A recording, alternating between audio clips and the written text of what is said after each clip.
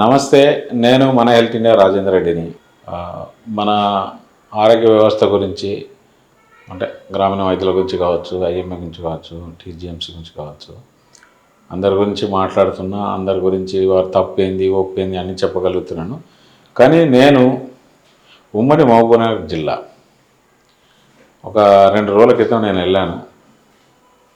వెళ్ళిన క్రమంలో అంటే గ్రామీణ వైద్య వ్యవస్థ ఎలా ఉంది అంటే ఎవరైనా ఏమైనా చెయ్యొచ్చు అనే ఒక పర్సన్ను చూడడం జరిగింది. నేను మాకాడ పరిస్థితి ఏమనిపించిందంటే ఇప్పుడున్న సిచ్యువేషన్లకి ఏదో ఒక డాక్టర్ దగ్గర పని నేర్చుకొని 4 ఏళ్ళలో 5 ఏళ్ళలో పని నేర్చుకొని పోయి గ్రామీణ వైద్యం చేసి గ్రామీణ ప్రజలకు ఏదో వాళ్ళకు తోచినటువంటి వైద్యం అందిస్తూ, లేదు వాళ్ళతో అర్థం కాలేదు, వాళ్ళకి ఏం తెలియలేదు అని అంటే క్వాలిఫైడ్ డాక్టర్ దగ్గరికి పంపి వాళ్ళ యొక్క సర్వీస్ని కొద్దిగా పేషెంట్లకు ఇవ్వడము అవి చేసేది బాగానే ఉంది. కానీ ఒక వ్యక్తి అంటే ఊరు పేరు చెప్పాల్సి వస్తుంది, కల్వకుర్తికి వెళ్ళాం మేము. కల్వకుర్తికి ఒక 5-6 కిలోమీటర్ దూరంలో ఒక విలేజ్ ఉంటుంది. ఆ విలేజ్లో ఒక ఆర్ఎంపీ డాక్టర్గా ప్రాక్టీస్ చేసుకుంటూ గ్రామీణ వైద్యం ప్రాక్టీస్ చేసుకుంటూ ఆయనే ఒక మెడికల్ షాప్లో పనిచేసి ఒక 2-3 ఏళ్ళు మెడికల్ షాప్లో పనిచేసి ఆయన ఓన్గా క్లినిక్ పెట్టుకొని, కానీ అక్కడ విడ్డూరం ఏంటి అంటే ఈయన గురించి ఎందుకు పర్టికులర్గా చెప్తున్నా అంటే ఈయన మన ప్రపంచ ఆరోగ్య అంటే WHO ఏదైతే ఉందో వరల్డ్ హెల్త్ ఆర్గనైజేషన్ ప్రపంచ ఆరోగ్య వ్యవస్థకే డాక్టర్ అని కూడా చెప్పుకోవచ్చు. ఎందుకంటే ఈయనకు బేస్ లైన్ వెయిన్స్ అంటే ఏంది, ఆర్టరీస్ అంటే ఏంది, లేదు స్టమక్ అంటే ఏంది, లేదా థ్రోట్ అంటే ఏంది, వాడికి ఏమి బేస్ నాలెడ్జ్ లేదు, బేసిక్ నాలెడ్జ్ లేదు. వాడి ఇష్టారాజ్యం అన్ని మాట్లాడడం కలవడం జరిగింది. నేను కలవడం జరిగితే ఆయన మాట్లాడేది ఏంటంటే, అవును సార్ నాకు అంతొచ్చు, నేను అన్నీ చేస్తాను అంటే ఏమొచ్చు అని నేను అడిగితే ఆయన దానికి సమాధానం లేదు. నువ్వేం చదువుకున్నావు బాబు అని అంటే నేను డిప్లొమా అంటాడు. ఏం డిప్లొమా అంటే లేదు సార్ నేను డిప్లొమాని చదువుకున్నా అంటాడు.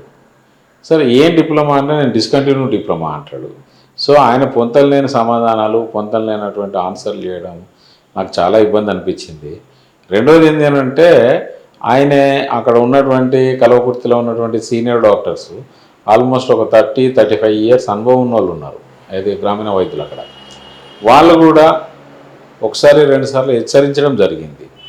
హెచ్చరించే క్రమంలో కూడా వాళ్ళని ఏమంటాడంటే మీకేం అవసరం, మీకు ప్రాక్టీస్ నడవట్లేదు కాబట్టి నన్ను ఇబ్బంది పెడుతున్నారా అంటే వాడు మాట్లాడేది ఎట్లా ఉందని అంటే నేనే మంత్రి, నేనే రాజు, నేనే మంత్రి, అంతా నా ఇష్టం అన్నట్టు ఉన్నాడు. ఇట్లాంటి వాళ్ళను కట్టడి చేయాలన్న ఉద్దేశంతో నేను వెళ్ళడం జరిగింది. ఆ మనిషిని మీకు ఈ వీడియోలో మంచిగా క్లియర్గా చాలాసార్లు నేను వీడియోలో ఆయన ఫోటో చూపిస్తాను. దయచేసి ఇట్లాంటి నీచులను అంటే నీచులు అంటే మీరు బాధపడితే పడవచ్చు, ఎందుకంటే ఒకసారి ప్రాణం పోయినాక దొరకదు మళ్ళీ మనిషిది. సో మీరు చేసేటువంటి పని అది ప్రాణాలతో చెలగాటం. ఆ ప్రాణంతో చెలగాటలు ఆడకుండా డ్రెస్సింగ్ చేస్తా అన్నాడు, ఏమో చేస్తా అన్నాడు. బేస్ లైన్ డ్రెస్సింగ్ అంటే ఏం తెలియదు, ఆ ఊండు పరిస్థితి ఏందో తెలియదు. రేపు పొద్దున ఇన్ఫెక్ట్ అయ్యి సెప్టిక్ అయ్యి కాలు తీసే పరిచేసి కాలుకు డ్రెస్సింగ్ చేస్తే అట్లాంటి మనుషులను కాకుండా, అట్లాంటి మనుషులను కాక ఇబ్బంది వాళ్ళ ఇబ్బంది జరుగుతుంది ప్రజలకు. కాబట్టి గ్రామీణ వైద్యులందరికీ చెప్తున్నా నేను, లేదు ఐఎంఏ వాళ్ళకి చెప్తున్నా, తప్పు ఎవరిదైనా తప్పే. కాబట్టి ఇట్లాంటి నీచులను నేను దొరకబట్టి వాళ్ళను కలవడం జరిగింది. ఆ జరిగిన క్రమంలో ఆడేమంటాడంటే కొంతమంది థ్రెట్ కాల్స్ వస్తాయి నాకు, అది కామన్గా జరిగేదే. అంటే వాడేదో అంటే సొంత తెలివి అని అనుకున్నాడు. ఆ థ్రెట్ కాల్స్ వచ్చే వాళ్ళకు కూడా చెప్పాను నేను, బాబు నీకు వాడు ఏం చదివినాడో చెప్పండి, లేదు వాడి గురించి మీకు తెలుసా. వాడు ఏమంటాడంటే ఫైనల్గా జనాలకే సిగ్గు లేదు, నాకెందుకు సార్, నేను ఇదే కల్వకుర్తిలో మెడికల్ షాప్లో పనిచేసిన ఒక 2-3 ఏళ్ళు, నేనే పోయి ఆ ఊళ్ళో ప్రాక్టీస్ చేస్తానా, వాళ్ళందరికీ తెలుసు నాకేం వచ్చు ఏం రాదు, నేను ఏ డాక్టర్ దగ్గర పని చేయలేదని కూడా తెలుసు, జనాలకే సిగ్గు లేనప్పుడు నాకెందుకు అంటే అంత హీనంగా మాట్లాడుతుంటే నాకు బాధ అనిపించింది. వాడు ఏంటంటే నేను పైసలే సంపాదించుకోలేను, నా ధ్యేయం ఏంది డబ్బులు. వాడు తర్వాత ఏమైంది, ఆడే ఓన్గా మెడికల్ షాప్ పెట్టుకున్నాడు. ఒక మెడికల్ షాప్ని క్లినిక్, ఆడి ఇష్టారాజ్యం. అంటే ఇంకా వాడిని అడిగేవాళ్ళు లేరు, అనేవాళ్ళు లేరు అనే టైప్లో ఉన్నాడు. రెండోది ఏంటంటే లాస్ట్ ఎప్పుడు కొద్ది రోజుల క్రితం ఒక బాబు చనిపోయినాడు ఇది చేసిన ట్రీట్మెంట్కి. దానివల్ల ఏమంటాడంటే ఈ సీనియర్స్ అందరు కోపడ్డారు ఆ టైంలో, బాబు అట్లా చేయకూడదు, నువ్వు అసలు ప్రాక్టీస్ చేయకూడదు, నడిపితే మెడికల్ షాప్ నడుపుకో లేకపోతే లేదు.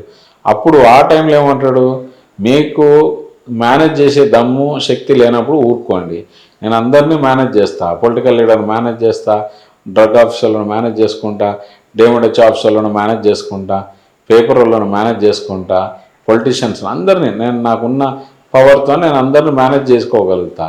ఆడేమంటాడంటే ఫైనల్గా ఏ రకంగా మేనేజ్ చేస్తావు అని అడిగిన నేను. సరే ఇవన్నీ బాగానే మేనేజ్ చేస్తున్నావు, ఏ రకంగా మేనేజ్ చేస్తావు? ఏం లేదు సార్ నేను అందరికీ డబ్బులు ఇచ్చేస్తా అంటే నువ్వు సంపాదించే పాపప్ సొమ్ముతోని ఆ డబ్బులను కప్పుపుచ్చుకోవాలను. సో ఇట్లాంటి వాళ్ళను మీరందరూ కూడా ఏరి పారేయడానికి గ్రామీణ వైద్యులకి స్పెషల్గా చెప్తున్నా నేను. ఇట్లాంటి నీచులను మీరు కనుక ఉపేక్షించినట్టయితే మీ వ్యవస్థ నాశనం అయిపోతుంది. ప్రజల జీవితాలతో చెలగాటం ఆడకండి, మీకు వచ్చినంత వైద్యం చేసుకోండి, రాని వైద్యం జోలికి వెళ్ళి పరిశాన్ చేయకండి. ఎక్కడైనా కూడా మీరు గుర్తుపెట్టుకోండి, మీ మండల లెవెల్లో కానీ జిల్లా లెవెల్లో కానీ మీ యొక్క యూనియన్లు 100, 40 ఉన్నాయా 20 ఉన్నాయా నాకు సంబంధం లేదు. ఎక్కడైనా వాళ్లకు జరిగినటువంటి అంటే ప్రాక్టీసు అనుభవం లేని వాళ్ళు ప్రాక్టీస్ పెడితే మీరు కట్టడి చేయండి, నా నంబర్ ఉంటుంది, కిందనే స్ట్రిప్ ఉంటుంది, ఆ స్ట్రిప్లో నంబర్ ఉంటుంది, వాట్సాప్ చేయండి. తర్వాత వాళ్ళందరినీ కూడా నేను నా రకంగా నేనేం ప్రయత్నం చేయాలి, వాళ్ళ ప్రజలకు హాని చేయకుండా ఏం చేయాలనో, వాళ్ళకు ఎలాంటి శిక్షలు వేయాలనో వాళ్ళని వేద్దాము.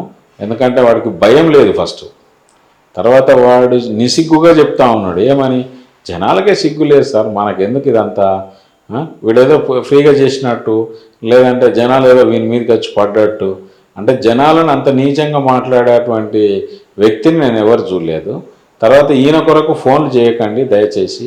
ఈ లీడర్లు అనేటోళ్ళు ఎవరైనా ఫోన్ చేస్తే మాత్రం వాడు ఏం చదువుకున్నాడు, ఏం చేయగలుగుతున్నాడు ఆలోచించండి. ఒకవేళ మీరు ఫోన్ చేసినా నేనేం బాధపడట్లే, నా గురించి బ్యాడ్గా మాట్లాడినా బాధపడట్లే, కానీ వాడు మీ పిల్లలకు వాంతో వైద్యం చేయించుకోండి.